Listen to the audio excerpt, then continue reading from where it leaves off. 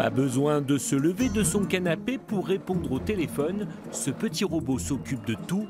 Il s'allume tout seul, détecte les personnes présentes et les rejoint. Salut Mathieu. Salut papy. Ça va bien? Et toi? Bah, ça va, ça va. Cutie, c'est le nom de ce petit robot sur lequel travaille cette jeune équipe de développeurs. Un robot destiné à l'aide au maintien à domicile des personnes âgées. Ça fonctionne comme une application de messagerie vidéo classique, sauf qu'on passe par le biais d'un robot. Et donc en fait, pour une personne âgée, c'est totalement par interface vocale et donc il n'y a pas besoin d'apprentissage. Donc là, vous me voyez?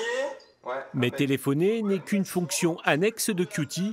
Son véritable rôle, proposer des activités diverses et variées aux seniors, comme par exemple cette visite culturelle par visio. Ouais.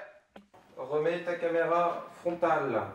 Donc là, on arrive au musée d'art et d'industrie qui s'appelle aussi la piscine. Alors pour l'anecdote, ça s'appelle la piscine parce que dans les années 30, effectivement, c'était une vraie piscine. Le projet Yumi, c'est à la fois Cutie, le robot que vous avez vu tout à l'heure, et c'est aussi une plateforme d'aidants. Les aidants, c'est vous, c'est moi qui prenons un peu de notre temps pour faire des activités avec les personnes âgées. On pourrait faire de la poterie, on pourrait faire de la cuisine, on fait des séances de gymnastique, des séances de yoga, enfin voilà, c'est divers et varié. Oh, je suis contente de te voir. Des fonctions testées en situation par les futurs clients de Cutie il y a quelques mois. Inspiration profonde par le nez. Et vous expirez doucement l'air par la bouche. Vous expirez le plus lentement possible, le plus doucement possible. C'est très bien. Alors il peut y avoir des bâillements qui vont se faire, c'est tout à fait normal.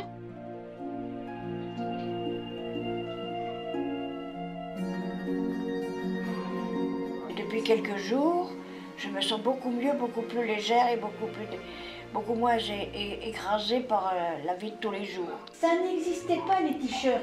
Vous aviez un uniforme. J'avais une jupe bleu marine à plis. Ils attendaient qu'une chose, c'était vraiment de poser des questions. Comment était la cour de récréation? Du bonheur de voir des enfants toujours. J'aime beaucoup les enfants. Et en même temps, ça me rappelait un petit peu ce temps où j'avais 8 ans. Oui, vraiment vous fassiez des examens, même si vous êtes, il y a 20 ans c'était inutile. Disons, c'est excellent, on voit très bien le docteur, on a vraiment l'impression d'être en face de lui. Ça marche tout seul. C'est extraordinaire ce truc-là. Sur l'aspect devenir aidant, c'est trop médical. L'homme à l'origine de ce projet, c'est lui, Antoine Bataille, entrepreneur roubaisien. Son idée de plateforme collaborative a commencé à germer après une drôle de rencontre aux États-Unis. J'ai rencontré un robot de téléprésence, celui-ci, c'est un BIM. Et en fait, il n'a pas beaucoup de fonctions, mais c'est quelque part une visio sur pattes. Et donc, on peut dialoguer avec d'autres personnes qui sont à distance. J'ai vécu vraiment une expérience. J'avais l'impression que la personne était là. Et du coup, j'ai acheté le robot. Non, c'est bon, là, ça allume bien. Oui, il est allumé, oui. Ce BIM a servi de robot test auprès du panel de seniors.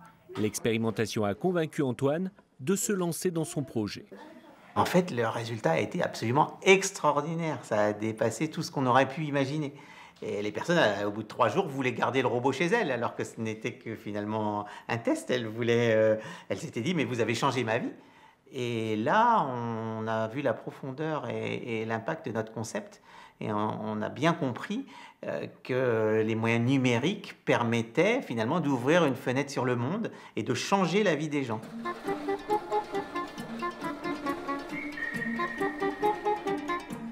Toutes ces innovations ont un coût.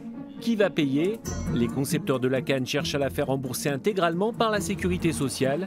Cutie, le petit robot, lui, sera proposé seulement à la location, 700 € par an.